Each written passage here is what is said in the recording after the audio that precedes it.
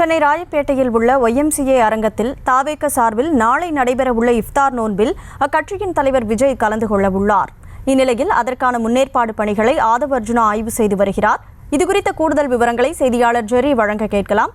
ஜெரி, வணக்கம். அங்க முன்னேற்பாட்டு பணிகள்ல எந்த நிலையில இருக்கு? முழு விவரம். வணக்கம். தமிழ்நாடு முழுக்க தற்பொழுது ரமலான் மாதத்தை முன்னிட்டு இஸ்லாமியர்கள் நோன்பு இருந்து வருகிறார்கள். இதற்கிடையே தாவேக சார்பில் நாளை நடைபெறும் இஃப்தார் நோன்பு நிகழ்ச்சிக்கு விஜய் பங்கேற்பார் என அறிவிக்கப்பட்டிருக்கிறது. இதற்காக YMCA அரங்கில் அதற்கான ஏற்பாடுகள் நடைபெற்று வருகிறது. ரமலான் முடிவு செய்யப்படும். உலகில் எந்த பகுதி எப்போது பிறை தோன்றுகிறது என்பதை வைத்து நோன்பு தேதி பண்டிகையும் கொண்டாடுவது வழக்கம். இந்த வகையில ஒவ்வொரு கட்சியும் மத நல்லிணக்கத்தை போற்றும் வகையில அக்கட்சியினுடைய ஏற்பாட்டுல இஃப்தார் நோன்பு திறப்பு விழா நடைபெறும். அந்த வகையில முதலாம் ஆண்டு நிறைவு செய்துவிட்டு 2ஆம் ஆண்டு அடியெடுத்து வைக்கக்கூடிய தமிழக வெற்றி கழகமும் நோன்பு திறப்பு விழாவை நடத்த இருக்கிறது. இதற்கிடையே தாவேக சார்பில் நடைபெறும் இஃப்தார் நோன்பு திறக்கும் நிகழ்ச்சியில் விஜய் பங்கேற்க இருக்கிறார். சென்னை ராயப்பேட்டை YMCA அருகில தாவேக சார்பில் இஃப்தார் நிகழ்ச்சிக்கு ஏற்பாடுகள் செய்யப்பட்டு வருகிறது. இந்த ஏற்பாடுகளை காலையிலேயே அக்கட்சியினுடைய தேர்தல் மேலாண்மை பொதுச் செயலாளர் ஆதவ் அர்ஜுனா மற்றும் அக்கட்சியினுடைய பொதுச் செயலாளர் புசி ஆனந்த் மேற்கொள்ள வரும் பணிகளை ஆய்வு செய்து வருகின்றனர்.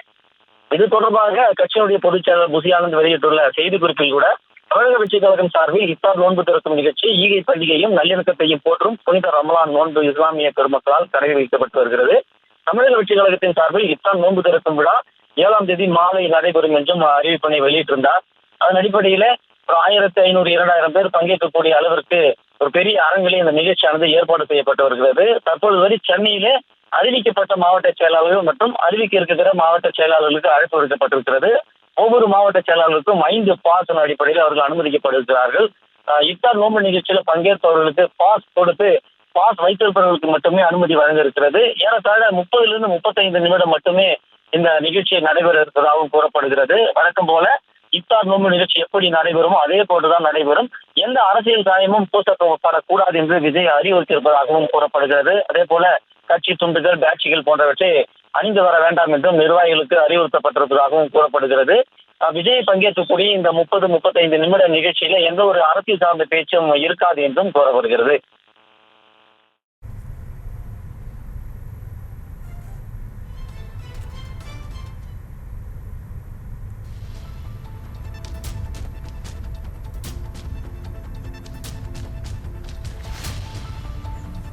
முழு விவரங்களை வழங்கியதற்கு நன்றி ஜெரி.